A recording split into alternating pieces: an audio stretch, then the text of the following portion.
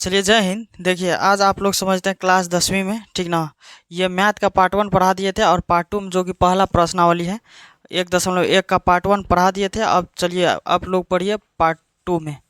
कौन सा पार्ट पढ़ रहे हैं? ये हो गया आपको पार्ट 2। देखिए ठंड बहुत ज़्यादा है, इसीलिए घर में ही रह करके आराम से पढ़ाई कीजिए। मोबाइल के अंतर्गत मोबाइल से ज़्यादा पढ़ने पे फोकस कीजिए। और देखिए सेकेंडरी चीज़, क्लास उलास जाते हैं तो कपड़ा सब पूरा पहन के रखिए। अभी इतना ठंड पड़ रहा है जिसका जवाब नहीं। बाहर तो इतना हवा बह रहा है कि जिसका ये नहीं कह सकते हैं कि कितना है। बहुत ज़्यादा ठंड पड़ रहा है। चलिए देखिए सवाल पे आते हैं। क्या है सवाल? इसमें बोल रहा है कि दर्शाइए कि कोई भी धनात्मक विषम पूर्णांक, कौन सा विषम धनात्मक पूर्णांक के रूप का होता है। ये आपको डाटा दे दिया है 6q+1 और 6q+3 और 6q+5। ये तीन को आपके पास डाटा दे दिया गया है और बोल रहा है दर्शाने के लिए कि धनात्मक विषम पूर्णांक इनके रूप का आता है क्या। अच्छा, एक चीज़ आप लोग को पढ़ाए थे यूक्लिड विभाजन एल्गोरिथम, बताइए बच्चों आप लोगों को याद है कि नहीं? यूक्लिड विभाजन एल्गोरिथम में पढ़ाए थे A=BQ+R। आप लोगों को याद होगा यूक्लिड विभाजन एल्गोरिथम जो पढ़ाए थे A=BQ+R। इसमें देखिए बच्चों इस रूप का होता है कि नहीं होता है, ये बोलने के लिए आपको बोल रहा है। तो देखिए धनात्मक विषम पूर्णांक मेरे पास कुछ नहीं है तो हम कुछ मान सकते हैं। तो यहाँ पे बच्चों हम मान लेते हैं, माना कि धनात्मक विषम पूर्णांक, माना कि धनात्मक विषम पूर्णांक, धनात्मक विषम पूर्णांक कुछ नहीं है तो ए मान सकते हैं बच्चों। क्या मान सकते हैं? ए। अच्छा, एक चीज़ आप लोगों ने पढ़ा होगा यूक्लिड विभाजन एल्गोरिथम। क्या पढ़े होंगे? यूक्लिड विभाजन एल्गोरिथम। आप लोगों को याद है बच्चों यूक्लिड विभाजन एल्गोरिथम? क्या पढ़ाए थे? यूक्लिड विभाजन एल्गोरिथम। देखिए आज दिन के समय में ही वीडियो शूट कर रहे हैं, ठीक ना। रोशनी थोड़ा सा इधर उधर का ज़्यादा आ रहा है, कोई कोई जगह पे खुला हुआ है ना, इसी लेकर के जो है ना रोशनी बाहर ही आ रहा है। समझ में आ गया? कोई दिक्कत नहीं, आप लोग ध्यान दीजिएगा। तो यूक्लिड विभाजन एल्गोरिथम में पढ़ाए थे A=BQ+R। आप लोगों को याद है A=BQ+R। तो जिसमें A बताए थे भाज्य है, ये B भाजक है, Q भागफल है, R शेष है। आप लोगों को इतना चीज़ तो पता होगा बच्चों। इसमें देख लीजिए ये सारा का सारा इसी फॉर्म में ये दिया हुआ है 6q+1, 6q+3 या 6q+5 के रूप का। तो इसमें देखिए भाजक जो है B का मान ए बराबर है, यानी कि ए नहीं दे दिया है। BQ+R के फॉर्म में सारा का सारा इंफॉर्मेशन आपको दे दिया गया। तो B जो है भाजक, ये देखिए सब में सेम मिल रहा है। क्या मिल रहा है? सब में सेम। तो B यानी कि ये क्या है? भाजक है। B का मतलब क्या हो जाता है? भाजक। भाजक आपको कितना दे दिया गया है? 6। एक चीज़ आप लोगों को पढ़ाए थे, जब भी किसी भी रिमाइंडर का मान 0 से बड़ा, 0 से बराबर या 0 से बड़ा, यानी कि रिमाइंडर जो होता है किसी भी चीज़ों का शेष, वो 0 से बड़ा हो सकता है या 0 के बराबर हो सकता है, लेकिन भाजक से छोटा होता है। ये आप लोगों को पढ़ाए थे जहाँ में लिखा करके, ऐसे करके जहाँ में आप लोगों को बताइए लिखाए थे 0 से बड़ा हो सकता है रिमाइंडर या 0 के बराबर हो सकता है, लेकिन रिमाइंडर जो है हमेशा भाजक से छोटा होता है। यानी कि B भाजक, भाजक से हमेशा क्या होता है? छोटा होता है। 0 से बड़ा हो सकता है या 0 के बराबर हो सकता है, ठीक ना, शेष, लेकिन भाजक से हमेशा क्या होता है? छोटा होता है। तो यहाँ पे भाजक कितना दे दिया गया है? 6 दे दिया गया है। मेरे प्यारे बच्चों जब भाजक 6 दे दिया गया है तो रिमाइंडर क्या सब हो सकता है? संभावना क्या सब है? तो 0 के बराबर हो सकता है, यानी कि 0 हो सकता है, 1 हो सकता है, 2 हो सकता है, 3 हो सकता है, 4 हो सकता है, 5 हो सकता है, लेकिन 6 नहीं हो सकता है। क्यों? क्योंकि भाजक हमको 6 दे करके रखा है, इसीलिए 6 के नीचा हो सकता है बट उसके बाहर नहीं जा सकता है। कोई भी रिमाइंडर, ये चीज़ हम बताए थे, 0 के बराबर या 0 से बड़ा हो सकता है, लेकिन B यानी कि भाजक से हमेशा क्या होता है? छोटा होता है। तो 6 है यहाँ पे भाजक, तो 6 से नीचा लिए 0 हो सकता है, 1 हो सकता है, 2 हो सकता है, 3 हो सकता है, 4 हो सकता है, 5 हो सकता है। ये हमने एक संभावना व्यक्त की है यहाँ पे। तो चलिए यहाँ पे देखते हैं, जब हम R=0 लेते हैं, जब R= हम 0 लेते हैं तो क्या होता है? A का मान क्या हो जाएगा? चलिए R का मान क्या ले लिए हैं? 0। तो A बराबर क्या हो जाएगा? B का मान यहाँ पर क्या है? 6। तो B की जगह पर क्या रख देंगे? 6q+0। तो A का मान क्या हो जाएगा बच्चों? 6q हो जाएगा। जब हम R=1 लेते हैं, चलिए इसी लाइन में कर देते हैं, जब R= हम 1 लेते हैं, क्योंकि 5 तक लेना है, 5 तक, जब R=1 लेते हैं तो A = 6q+5 हो जाएगा। कितना नहीं, 6 क्यू + 1 हो जाएगा, क्योंकि आर एक है ना तो आर की जगह पे 1 भर देंगे। जब आर बराबर 2 होगा तब क्या हो सकता है, ए बराबर 6 क्यू + 2 के रूप में होगा। जब आर बराबर हम 3 लेते हैं तो ए बराबर क्या होगा, 6 क्यू + 3 होगा। जब आर बराबर हम 4 लेते हैं तो ए बराबर क्या होगा, 6 क्यू + 4 होगा। जब आर बराबर हम 5 लेते हैं, ये आप लोग नीचा में लिख लीजिएगा, हमको लगता है कैमरा में शायद नहीं दिखाई देगा, तो ए बराबर क्या हो जाएगा, 6 क्यू + 5 के रूप का होगा। यहाँ तक किसी को कोई दिक्कत? अब देखिए ए का मान जो है यहाँ पे 6 क्यू आया है, तो ये क्या हो गया, ये सम हो गया है, ये क्या हो गया है, सम हो गया। जब 6 क्यू + 1 यानी दोनों को जोड़िएगा 6 एक साथ, यानी कि ये क्या हो गया, विषम हो गया है। 6 एक क्या हो जाएगा, 7, यानी कि विषम। आर बराबर जब 2 लिए तो 6 क्यू + 2 यानी कि ये सम हो गया, क्या हो गया, सम। आर बराबर जब 3 लिए तो ए बराबर 6 क्यू + 3, तो 6 3 कितना हो जाएगा, 9, यानी कि ये क्या आ गया, विषम आ गया। अब देखिए आर का मान जब 4 लिए तो 6 4 10, यानी कि ये सम आ गया है। यहाँ पे क्या ले लिया, आर बराबर जब 5 लिए तो 6 5 कितना, 11, यानी कि ये विषम आ गया। तो इसमें देखिए कुछ जो है विषम पूर्णांक, कुछ पूर्णांक सम में आ गया है, कुछ पूर्णांक विषम में आ गया है। जब आर बराबर हम 0 लिए हैं तो 6 क्यू + 0 यानी कि 6 क्यू किस फॉर्म में है, सम उसको कहा जाता है, क्योंकि जो 2 से विभाज्य है वो सम, जो 2 से विभाज्य नहीं होता है वो विषम। जब एक आर का मान 0 लिए तो ये सम आ गया। जब आर का मान 1 लिए तो 6 एक साथ, यानी कि विषम आ गया। जब आर का मान 2 लिए तो 6 क्यू + 2 यानी कि 6 2 8, यानी कि ये क्या आ गया, सम आ गया। जब आर का मान हम 3 लिए तो 6 3 9, यानी कि विषम हो गया। जब आर का मान 4 लिए तो 6 4 10 यानी कि सम ले लिए। आर का मान जब 5 लिए तो 6 + 5 यानी कि 11, यानी कि हम विषम ले लिए। अब देखिए मेरे प्यारे बच्चों, इसमें बोल रहा है कि दर्शाइए कोई भी धनात्मक पूर्णांक इतना के रूप का होता है। तो अब इसमें बोल रहा है कि धनात्मक विषम पूर्णांक आपको ये इस रूप में होता है क्या। तो चलिए यहाँ पे हम लिख देते हैं, कोई भी धनात्मक विषम पूर्णांक, आप लोग नीचा में लिख लीजिएगा। यहाँ पे हमको लगता है कि इधर से लाइट का प्रकाश जा रहा है ना यहाँ पे, तो चमकने लगता है ना, तो इसीलिए आप यहाँ पे दीजिएगा, लेकिन हम यहाँ पे दे देते हैं क्योंकि आप लोगों को फ्रेश भी तो जानकारी चाहिए। तो यहाँ पे आप लोगों को नहीं लिखना है, यहाँ पे लिख लेना है। यहाँ पे लिख लीजिएगा कोई भी धनात्मक विषम पूर्णांक, कोई भी धनात्मक विषम पूर्णांक, विषम पूर्णांक किस रूप का होता है। देखिए जो विषम में होगा, तो ये हो गया 6 क्यू + 1, 6 क्यू + 1, उसके बाद 6 क्यू + 3, या उसके बाद क्या है 6 क्यू + 5, यानी कि 6 क्यू + 5 के रूप का होता है, के रूप का होता है। चलिए इस क्वेश्चन में किसी को कोई दिक्कत नहीं होना चाहिए। दिक्कत इस क्वेश्चन में किसी को कोई दिक्कत है? देखिए यहाँ पे आर का मान बैठा देना है, सब अपने चल जाएगा पता जो कौन सम में है कौन विषम में है। चलिए बच्चों एक क्वेश्चन हम होमवर्क के लिए देते हैं, इसी आधार पे आप लोगों को होमवर्क देते हैं, ठीक ना। इसमें होमवर्क आप लोगों को दे देते हैं, ये लिख लीजिएगा, दर्शाइए कि कोई भी धनात्मक, यहाँ पे दे दीजिएगा सम पूर्णांक, क्या दे दीजिएगा, सम पूर्णांक।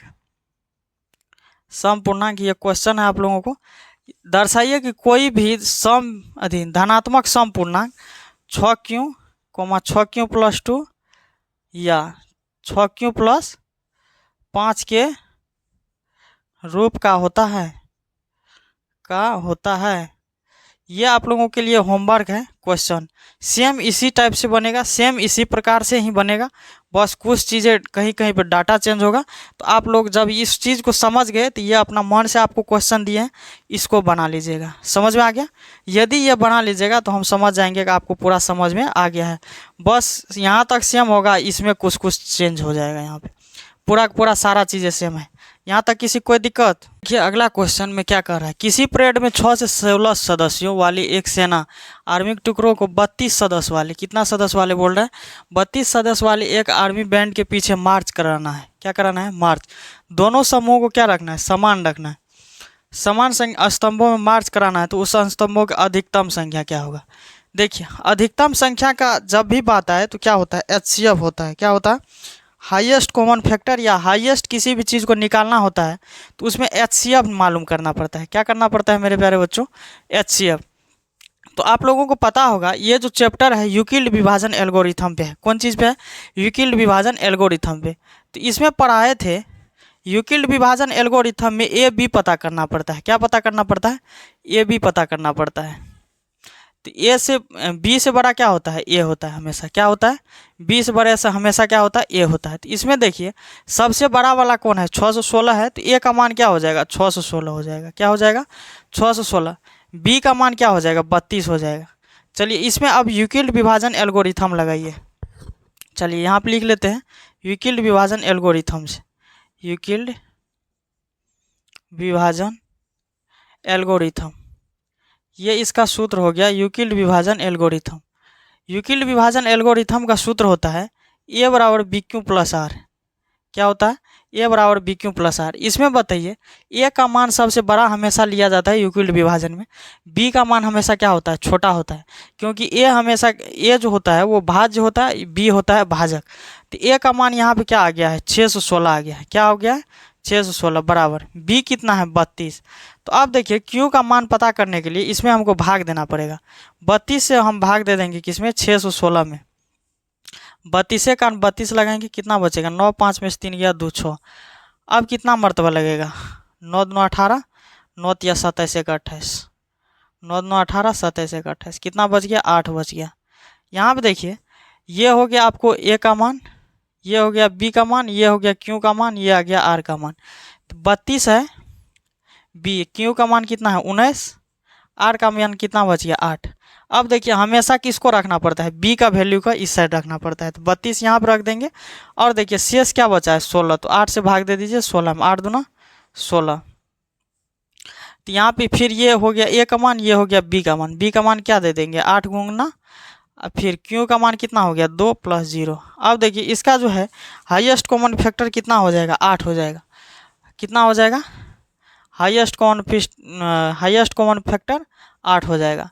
स्तंभ की अधिकतम संख्या कितना आ गया? 8 आ गया। यहाँ पे लिख दीजिए स्तंभ की अधिकतम संख्या, अधिकतम संख्या कितना आ गया? 8 आ गया। स्तंभों की अधिकतम संख्या कितना आ गया? 8 आ गया। चलिए इसमें कोई दिक्कत? स्तंभों की अधिकतम संख्या 8 आ गया यहाँ पे। चलिए स्क्रीनशॉट ले लीजिए। यूक्लिड विभाजन परिमेय का प्रयोग करके दर्शाइए किसी भी धनात्मक पूर्णांक का वर्ग। इसमें क्या बोल रहा है? धनात्मक पूर्णांक वर्ग m के लिए, किसके लिए? m के लिए 3m या 3m+1 के रूप का होता है। इसमें यह पूछ रहा है धनात्मक पूर्णांक का वर्ग जो है ना, इस धनात्मक पूर्णांक जो मानना है इसमें, इसका वर्ग के बारे में बोल रहा है। किसी विषम पूर्णांक m के लिए 3m या 3m+1 के रूप का होता है। तो इसमें देखिए धनात्मक पूर्णांक का वर्ग है, तो हमको धनात्मक पूर्णांक अभी कुछ नहीं पता है, तो मान लेते हैं धनात्मक पूर्णांक। माना कि धनात्मक पूर्णांक क्या मान लेंगे? धनात्मक पूर्णांक बराबर a। धनात्मक पूर्णांक बराबर क्या मान लेंगे बच्चों? a मान लेंगे। चलिए देखिए एक चीज़ आप लोग ये भी पढ़े होंगे यूक्लिड विभाजन एल्गोरिथम। हम तो हर बार बोलते हैं कि पढ़े होंगे, लेकिन पढ़ाए भी थे यूक्लिड विभाजन एल्गोरिथम से। यूक्लिड विभाजन एल्गोरिथम से क्या पढ़े हैं आप लोग? ए बराबर बी क्यू प्लस आर पढ़े हैं। इसमें देखिएगा हर फॉर्म में 3m या 3m+1 के रूप का है। किसके रूप का है? 3m या 3m+1 का रूप का। यानी कि b का मान आपको क्या दे दिया गया है? 3 दे दिया गया है। तो यहाँ पे b यानी कि भाजक कितना है? 3 है। कितना है? भाजक आपको 3 बच गया है। तो इसमें जो रिमाइंडर बचेगा, रिमाइंडर क्या बच सकता है? एक तो हम जहाँ में पढ़ाए थे 0 से बड़ा या बराबर r होता है, भाजक से छोटा होता है। तो शेष इस हिसाब से या तो 0 बचेगा, 1 बचेगा, या तो 2 बचेगा, इस हिसाब से, क्योंकि शेष हमेशा भाजक से क्या होता है? छोटा होता है। या तो 0 बचेगा, या तो 1 बचेगा, या तो 2 बचेगा। ठीक, तो यहाँ पे देखिए b मान लिए हैं 3, अरे b दिया है 3। क्यों कितना है? क्यों कितना है आप लोगों को? कुछ नहीं दिया है। क्यों तो कुछ नहीं दिया है, तो क्यों मान लेंगे। r कितना दिया है? r क्या है? 0 है। तो a बराबर क्या हो गया? 3 क्यों। a बराबर क्या हो गया? 3 क्यों। तो इसमें बोल रहा है धनात्मक पूर्णांक का वर्ग, जो भी पूर्णांक आया है इसमें r का मान यहाँ पे क्या ले लिए थे? r का मान लिए थे 0 लिए थे यहाँ पे। ठीक, r का मान 0 लिए थे, तो a बराबर कितना आ गया है? 3 क्यों। अब देखिए इसका वर्ग करने के लिए बोल रहा है, तो यहाँ पे लिख दीजिए दोनों तरफ वर्ग करने पर। क्या लिख देना है? दोनों तरफ वर्ग करने पर। ठीक ना। दोनों तरफ क्या कर दिए हैं, वर्ग कर दिए। इसमें देखिए ए का भी वर्ग कर दिए, 3q का भी वर्ग कर देना है। तो ए स्क्वायर बराबर कितना हो जाएगा, 9q स्क्वायर। हाँ 9q स्क्वायर हो जाएगा। चलिए देखिए ए स्क्वायर जो है ये 3, इससे हम कॉमन ले लेते हैं, क्या बच जाएगा, 3q स्क्वायर बच जाएगा। तो ये पूर्णांक जो है m के लिए रखना है, किस चीज़ के लिए रखना है, m के लिए। तो m के रूप में कब आएगा, m के रूप में आप लोग बताइए कब आएगा, जब इसको हम m मान लेंगे तब किस रूप में आ जाएगा, m के रूप में। तो ए स्क्वायर बराबर यहाँ पे लिख देते हैं, 3q स्क्वायर बराबर क्या मान लिए, m मान लिए। तो जब यहाँ पे लिख दीजिए माना 3q स्क्वायर बराबर m जब मानेंगे यहाँ पे, तो ये इसके बदले में m आ जाएगा, तो 3m हो गया। तो ए स्क्वायर बराबर कितना आ गया, 3m हो गया। अब तो नीचे में जगह नहीं बचा, इसीलिए यहाँ पे कर देते हैं। जब r बराबर कितना रख लेना है, r बराबर 0 ले लिए थे, तो अब 1 रखिए, 1 रखेंगे तो क्या हो जाएगा, a बराबर bq प्लस r होगा। तो a का मान रखिए कुछ नहीं है, b का मान कितना है, b का मान 3 है, q का मान क्या है, कुछ नहीं है, कुछ नहीं रखेंगे। r का मान क्या है, 1 है, r का मान यही 1 भर दिए। अब देखिए इसमें बोल रहा है कि वर्ग करने के लिए, धनात्मक पूर्णांक का क्या बोल रहा है, वर्ग करने के लिए। तो यहाँ पे लिख दीजिए दोनों तरफ वर्ग करने पर, दोनों तरफ वर्ग करने पर, ठीक। दोनों तरफ क्या है, a का स्क्वायर, 3q प्लस 1 का भी स्क्वायर कर देना है। तो गुना कीजिए, ए स्क्वायर बराबर a प्लस बी का होल स्क्वायर बराबर क्या होता है, a square plus 2ab plus b square पर तोड़ लीजिएगा आप लोग, नहीं होगा तो गुना कर लीजिएगा। तो इसका हो जाएगा 3 × 9q स्क्वायर प्लस 2ab, यानी कि 3 दूना 6q प्लस 1। अब देखिए इसमें बोल रहा है कि m के रूप में लिखना है हमको, है ना। तो m के रूप का कब कैसे लिखेंगे, यहाँ पर जब 3 कॉमन निकाल लेते हैं तो क्या बच जाता है, 3q square plus 2q plus 1, है ना। तो यहाँ पे हम जो है मान लेते हैं 3q स्क्वायर प्लस 2q को जो है m मान लेते हैं, क्या मान लेते हैं, m मान लेते हैं। तो a स्क्वायर बराबर क्या हो जाएगा, इसके बदले में हमको m आ गया, क्योंकि इसको हम मान लिया, बोल रहा है कि इसमें लिखने के लिए m के रूप में। तो 3m प्लस 1 मान लिए, इसको मान लीजिए समीकरण 1, इसको मान लीजिए 2, नहीं भी मानिएगा तो कोई दिक्कत थोड़ी है। तो किसी भी धनात्मक पूर्णांक का वर्ग किसी पूर्णांक m के लिए 3m या 3m प्लस 1 के रूप का होता है। तो बताइए किसी भी धनात्मक पूर्णांक का वर्ग जो है 3m के रूप में आया, एक ठो 3m प्लस 1 के रूप का आया। तो यहाँ पे लिख दीजिए, आ गया। तो यहाँ पे लिख सकते हैं किसी भी धनात्मक पूर्णांक का वर्ग, किसी भी धनात्मक पूर्णांक का वर्ग m पूर्णांक, किसी m पूर्णांक के लिए, किसी पूर्णांक m के लिए, m के लिए 3m या 3m प्लस 1 के रूप का होता है, के रूप का होता है।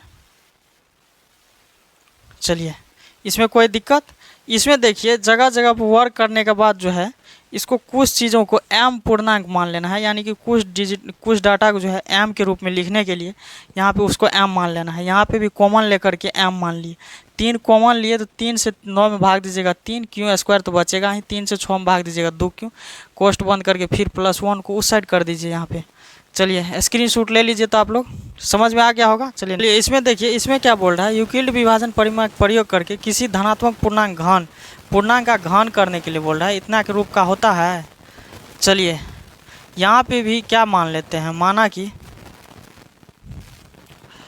धनात्मक पूर्णांक यहाँ पे भी क्या मान लेंगे, हालांकि आप लोग अब सोल्व कर सकते हैं, बहुत सोल्व कर दिए। धनात्मक पूर्णांक क्या हो जाएगा बच्चों, ये हो जाएगा यहाँ पे, ठीक ना। चलिए अब यूक्लिड विभाजन परिमेय पढ़ाए थे, यूक्लिड विभाजन परिमेय से क्या पढ़ाए हैं, a बराबर बी क्यू प्लस आर, क्या पढ़ाए हैं, a बराबर बी क्यू प्लस आर। यहाँ पे देखिए किस फॉर्म में है, 9m प्लस 1 या 9m प्लस आर।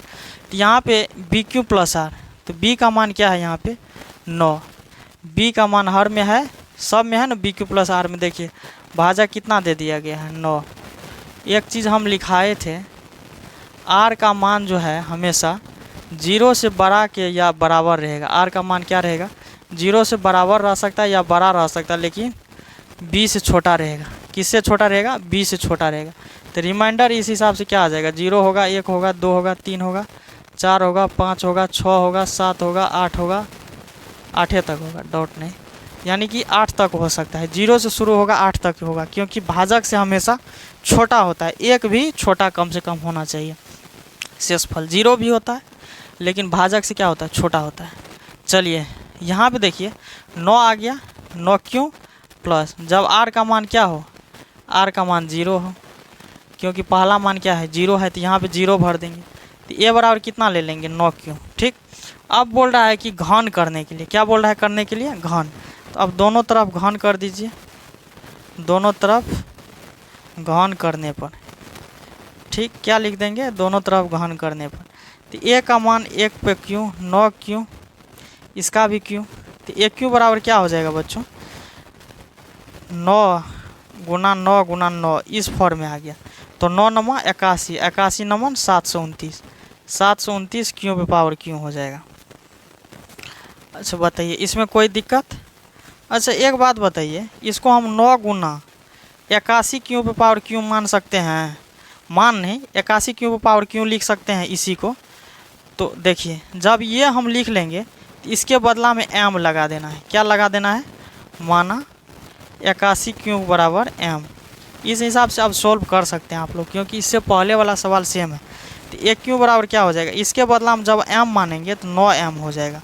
तो पहला तो यहीं से सिद्ध हो जाता है 9m। ठीक। अगला देखिए, जब हम r का मान 1 रखेंगे तब क्या होता है? जब r का मान 1 रखेंगे तो क्या होता है? तो a बराबर देखिए यहाँ पे a बराबर r का मान कितना है? क्या कहते हैं? b का मान क्या है? 9 क्यों, r का मान क्या है? 1। अब इसमें भी दोनों तरफ घन करिए, दोनों तरफ क्या करने पर? घन करने पर। चलिए कर दिए घन, a पे पावर क्यों, और 9 क्यों प्लस 1 पे भी पावर कितना हो जाएगा? क्यों हो जाएगा। चलिए देखिए यहाँ पे इसका भी घन कीजिए, उसका भी घन कीजिए। तो a पे पावर क्यों बराबर क्या हो जाएगा? a प्लस बी का होल क्यों बराबर क्या होता है? 1 क्यों। तो 9 क्यों पे power cube, 1 cube plus b cube plus 3a square b, 3 इसका square a square b into a plus B, 9 cube plus 1। ठीक।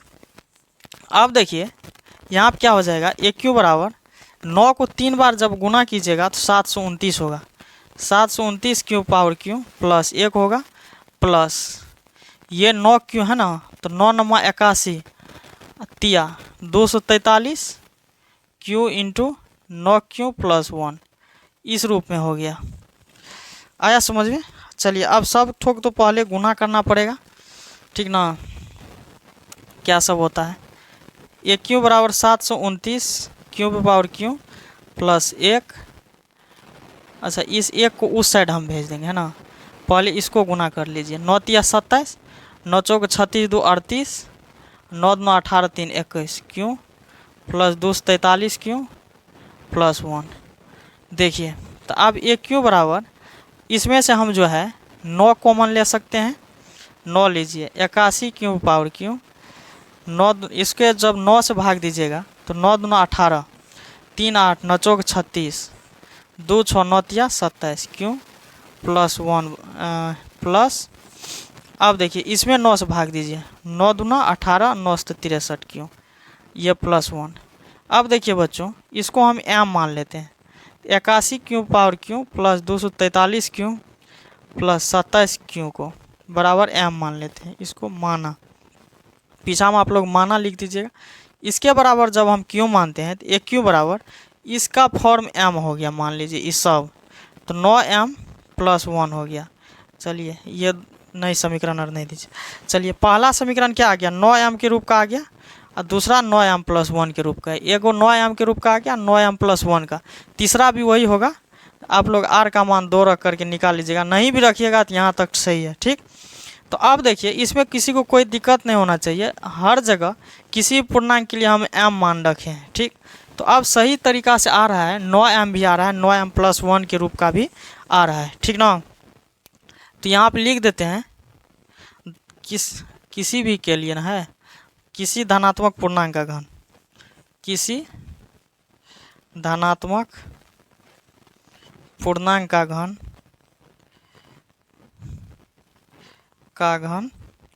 क्या सब आया है 9m, 9m + 1 के रूप का होता है, के रूप का होता है। देखिए पहला 9m के रूप का, सेकेंड 9m + 1 के रूप का होता है। चलिए आप लोग स्क्रीनशॉट ले लीजिएगा। ये सब टॉपिक देखिए बिल्कुल नॉर्मल है, बस आप लोगों को समझ में आ जाना है चाहिए। r का मान 8 तक आएगा। इसके बाद डाटा सब बैठा दिए हैं। समीकरण 1 के लिए भी क्या कहते हैं, एक तो नहीं मान लीजिए, ये जो डाटा दिया गया है इसी पे क्यूब कर दिए। फिर r का मान 0 के लिए किए थे तो r का मान 1 के लिए कर दिए। जो बीच वाला था उसको m मान लिए। तो ये सारा चीज़ें हो गया। तो धनात्मक पूर्णांक किस रूप के आ रहा है, 9m या 9m + 1। ये जब निकाल लीजिएगा तो 9m + 8 लिख दीजिएगा, तो 9m + 8 के रूप का होता है। चलिए आप लोगों को यहाँ तक किसी को कोई दिक्कत, सबको समझ में आ गया। चलिए एक इन्फॉर्मेशन है आप लोगों को, ये आप लोग लिख लीजिएगा। चलिए दोनों तरफ बायोलॉजी का जो है बैच, आज कितना तारीख हो गया, 7 तारीख। तो आप लोगों को 15 तारीख से सब लोगों को तैयार हो जाना है। चलिए बायोलॉजी का नया बैच जो है आप लोगों को, ये मैथ तो फाउंडेशन चल ही रहा है, और बायोलॉजी का नया बैच 15 तारीख से स्टार्ट हम करने वाले हैं, जो कि आप लोगों को चैनल पर मिल जाएगा और फेसबुक पे मिल जाएगा, यूट्यूब पे भी मिल जाएगा। आप लोग सर्च करके वहाँ से पढ़ सकते हैं। ठीक, तो मैथ आप लोग अभी लगातार पढ़िए, जितना भी दिया जा रहा है सबको लगातार फोकस करके पढ़ लीजिए। और सेकेंड बात, बायोलॉजी का नया बैच 15 तारीख से चालू होगा, जो कि आप लोगों को ये वीडियो 8 बजे मिलेगा। 7 बजे आप लोग को रोज़ यूट्यूब चैनल पे मैथ का वीडियो मिल जाएगा, और 8 बजे बायोलॉजी का वीडियो रोज़ मिल जाएगा, जिससे आप लोग 2 विषय को कवर तत्काल कर सकते हैं। ठीक, अब हम सब मिलेंगे नेक्स्ट वीडियो में, तब तक के लिए सब लोगों को जय हिंद।